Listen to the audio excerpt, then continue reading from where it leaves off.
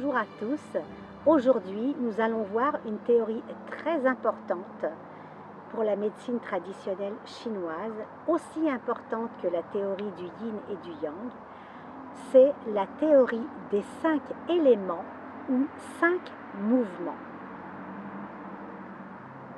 Les théories du yin et du yang et des 5 éléments forment l'essentiel et la base théorique sur laquelle repose la médecine traditionnelle chinoise.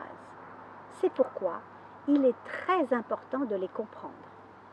La théorie des 5 éléments ou 5 mouvements prend sa source dans la philosophie taoïste de la Chine ancienne.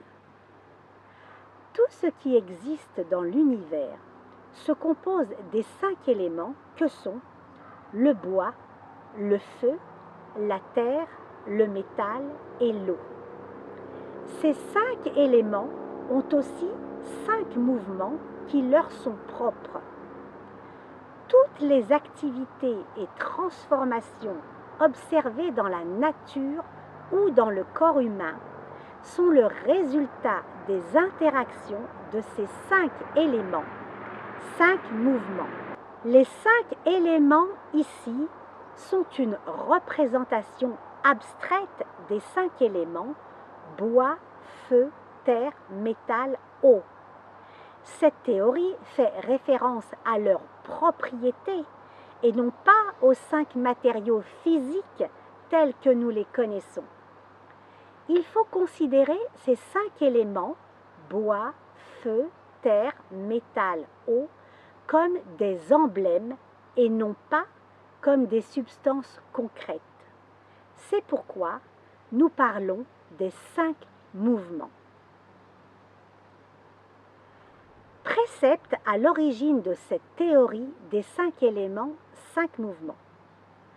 Pendant des siècles, depuis l'Antiquité, les Chinois ont observé que les changements dynamiques dans la nature ne se font pas de façon isolée, mais qu'ils sont tous liés les uns aux autres dans des rapports d'engendrement et de domination réciproque. Cette théorie permet d'expliquer toutes les transformations et mutations dynamiques du yin et du yang qui s'expriment dans la nature et dans le corps. Nous allons voir la classification des choses et des phénomènes selon les 5 mouvements. Cette théorie procède par analogie pour classer toute chose parmi les 5 éléments, 5 mouvements, c'est-à-dire le bois, le feu, le métal, la terre, l'eau. Le bois, il peut fléchir, se courber, se redresser et s'étendre, ce qui explique que l'élément bois peut croître et s'étendre. Il peut s'incliner, puis se redresser pour reprendre sa position initiale. Ainsi, toutes les choses qui ont en commun la croissance et la souplesse appartiennent au bois. Le feu, il s'embrase, réchauffe, produit de la chaleur et il s'élève. Ainsi, toutes les choses qui ont en commun la chaleur et le pouvoir de s'embraser vers le haut appartiennent au feu. La terre, elle reçoit les semis et produit les récoltes. La terre transporte et transforme. Comme elle nous nourrit, on dit que la terre est la mère, c'est-à-dire la maman, des 10 000 choses. Ainsi, toutes les choses qui font croître et qui transforment appartiennent à la terre. Le métal, il est souple ou dur. Il est malléable et peut se transformer. Ainsi, toutes les choses dont le mouvement a la capacité de se concentrer ou dont la nature est la tranquillité et la récolte appartiennent au métal. L'eau, elle humecte et descend.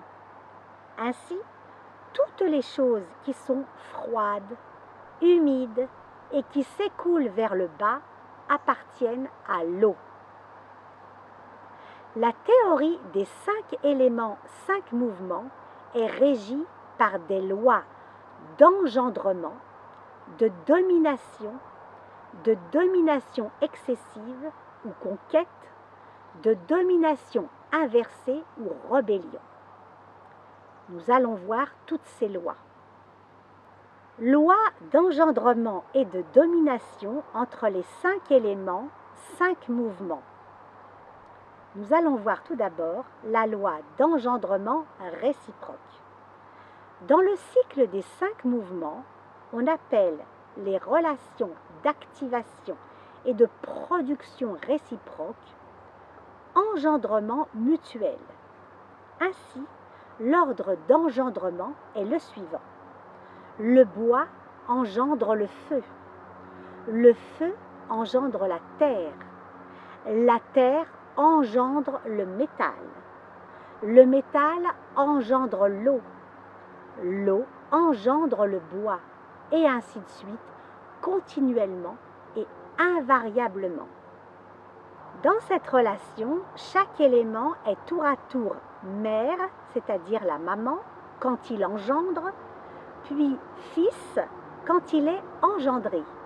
Par exemple, si on prend le bois est le fils de l'eau, car il est engendré par l'eau. Le bois est aussi la mère du feu, car il engendre le feu. En médecine traditionnelle chinoise, les 5 éléments correspondent aux 5 organes comme suit. Le foie correspond au bois, le cœur correspond au feu, la rate correspond à la terre, le poumon correspond au métal, les reins correspondent à l'eau. Cette relation mère et fils est très importante en clinique, car pour traiter une maladie, on recherche qui est le fils et qui est la mère pour pouvoir donner un bon traitement. Par exemple, le bois, foie, engendre le feu, cœur. Cela veut dire que le foie nourrit et aide le cœur dans ses fonctions. Le foie, ici, est la mère du cœur. Si l'énergie du foie, c'est-à-dire de la mère, est excessive, il faudra disperser la mère, c'est-à-dire le foie.